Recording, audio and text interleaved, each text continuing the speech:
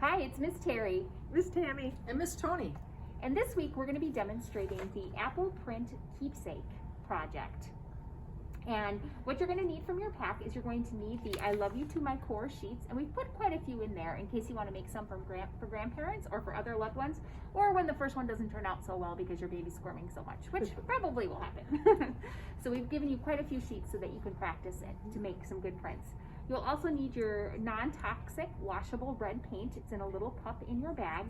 And then you're going to want a paintbrush or a sponge.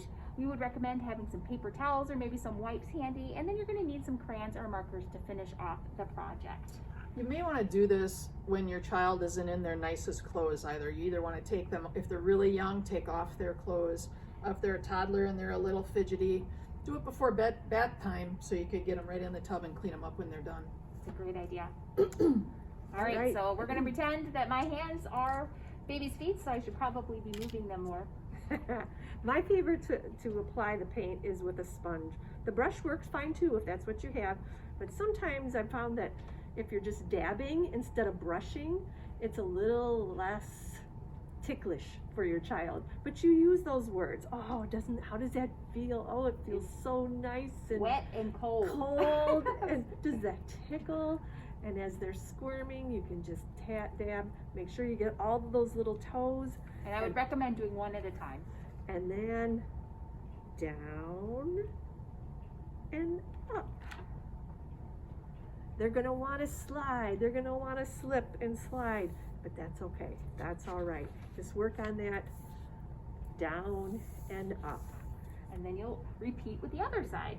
Clean up that hand or foot first and then move to the next one. And working fast is actually a little better for those little ones, especially those toddlers. And babies are going to want to squeeze their toes right away, so you just have to watch. You know your baby best.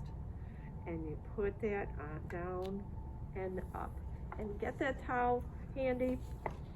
Some children are going to, it's a very different sensory thing for them. If they're really not having fun, you know your baby best, don't force them.